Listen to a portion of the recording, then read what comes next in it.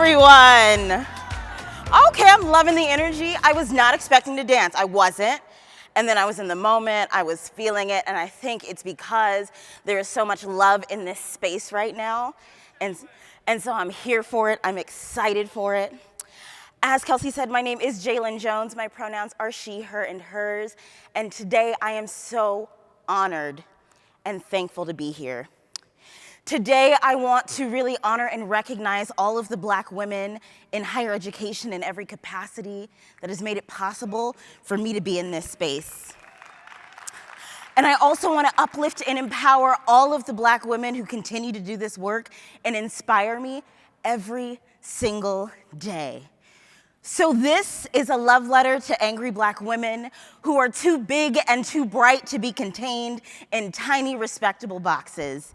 This is a letter for women with loud voices and attitudes who raise their voices to call out injustice. This is for women with broken hearts from broken systems who still find ways to love themselves. This is for you. This is for me. This is for us. So today in 2019, we are claiming 5 truths for healing. And so truth number 1 is we are allowed to be messy. Because sometimes it takes imperfect people having imperfect conversations in order for us to make progress. So when I was trying to figure out what I wanted to say today, I put so much pressure on myself to have the perfect 10-minute speech. I was determined that I was gonna come up here, I was gonna give you a little sophisticated Black intellect, I was trying to serve you a little unapologetic activist, a little girl next door with just a sprinkling of Cardi B. Yes, But what I found was that this conversation wasn't gonna happen necessarily in 10 minutes. I couldn't solve all of the student affairs problems with racism in just a few short minutes. So instead, this conversation, like every conversation we have about social justice, is going to be imperfect, it's going to be incomplete, and it's gonna be incapable of really addressing all of the nuance and layers there are to such a complex conversation. But that doesn't mean we don't have it. Because when we seek only positive, optimistic conversations around social justice and change, we only further silence the people who have real stories of active hurt and active pain. So today and every day, I give us permission to have messy conversations. We get to have raw and unfiltered conversations about our identities and our stories. We're allowed to have uncooked thoughts, change our minds, debate, argue, vent, cry, be frustrated, and all without bearing the responsibility of educating our departments, our institutions, our associations. See, if hour-long social justice trainings were all it took to fix all of the issues that we have, we'd be set. I think we've all been to one, yes. But since it doesn't just solve itself in an hour, today we're gonna engage in vulnerable, imperfect conversations.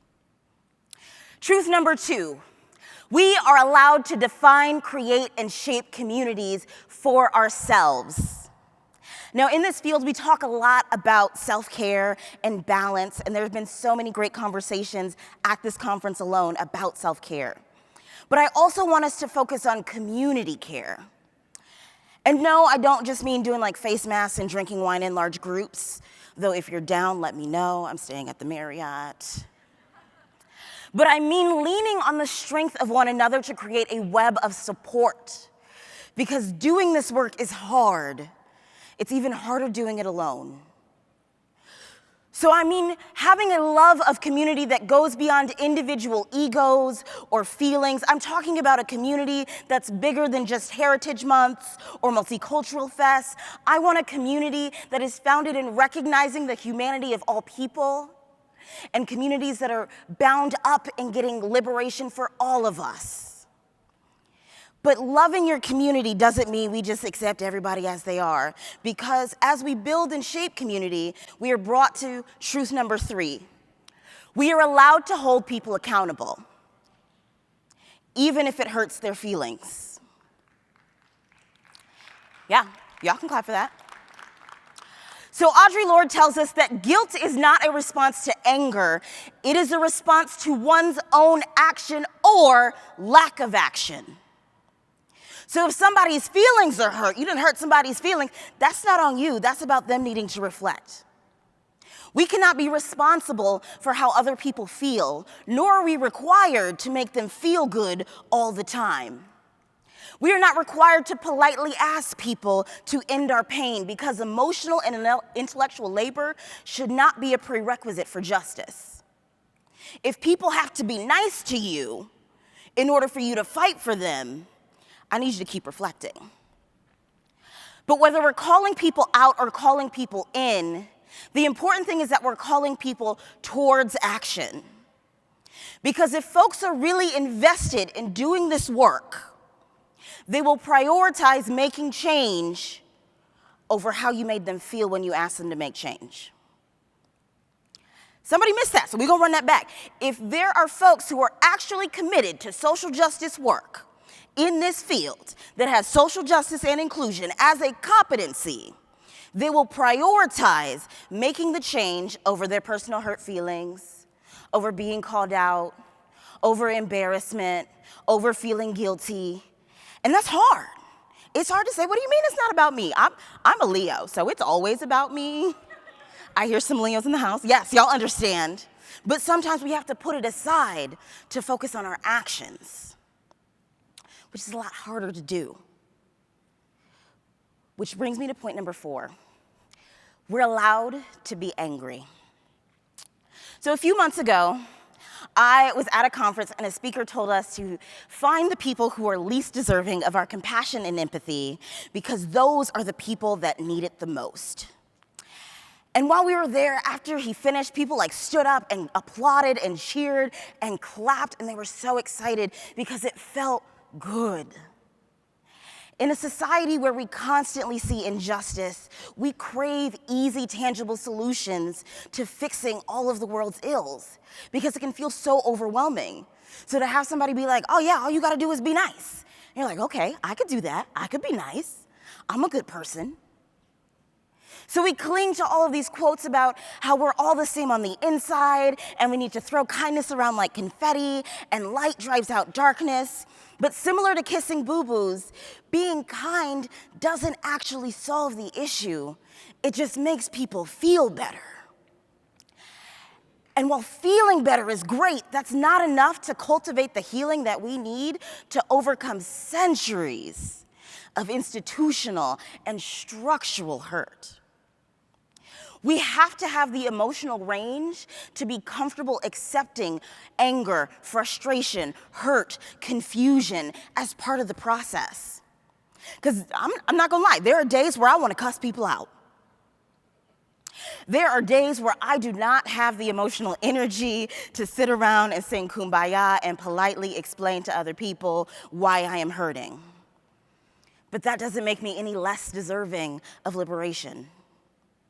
Nowhere in our nation's history have people gotten free by going, excuse me, Mr. White Man who is in power, we would really appreciate it if you could just stop oppressing us for a minute.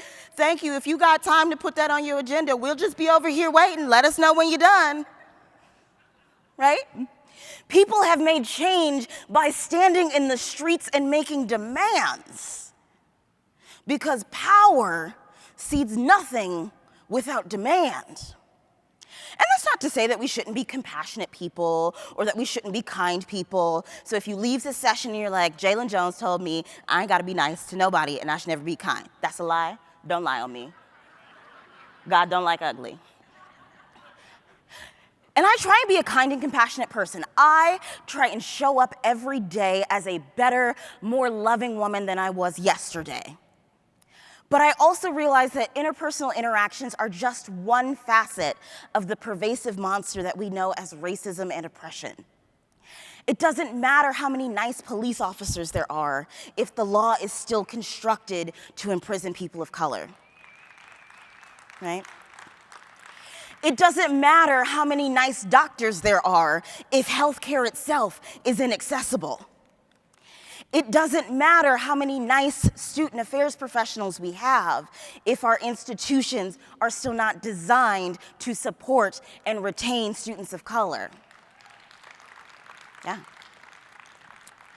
So to my white people, your kindness is welcomed and appreciated, but it's not the solution.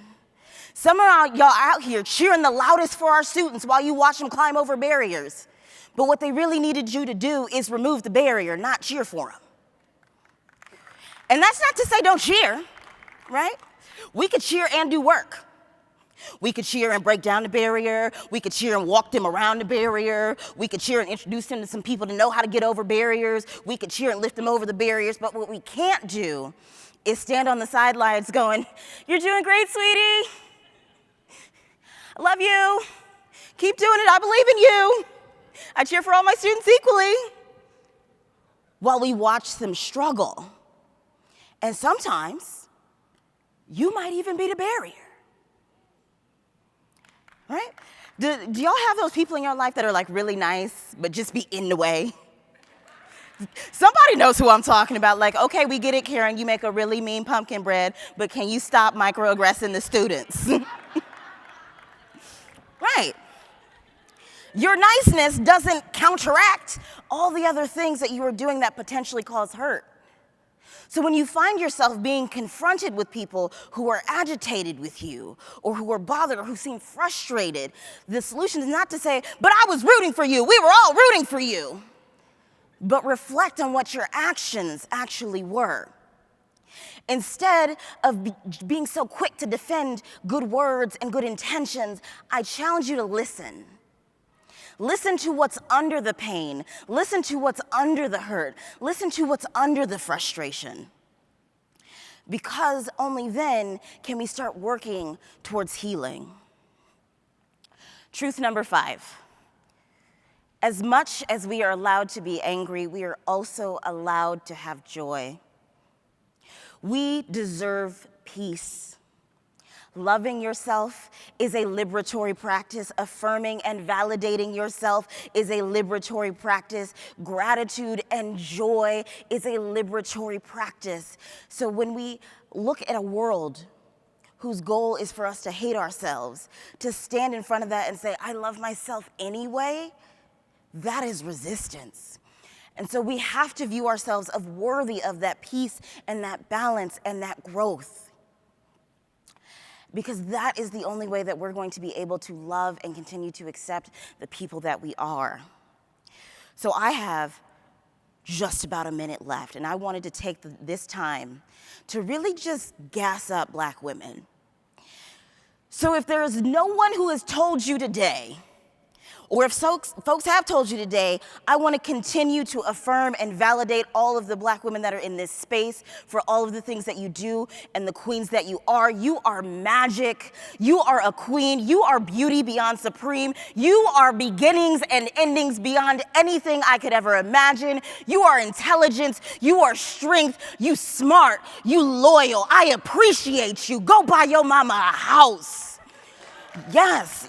You have come into this space. You are resilience. You are joy. And in a world that doesn't see you or hear you, know that I see you. I love you.